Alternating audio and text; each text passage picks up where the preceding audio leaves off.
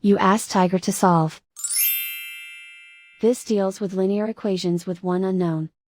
The final result is x equals 165. Let's solve it step by step. Group all constants on the right side of the equation. Add 13 to both sides.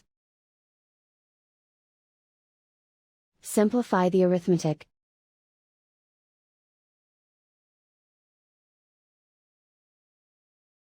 Isolate the x.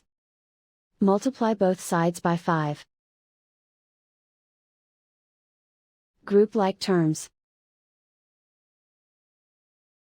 Multiply the coefficients.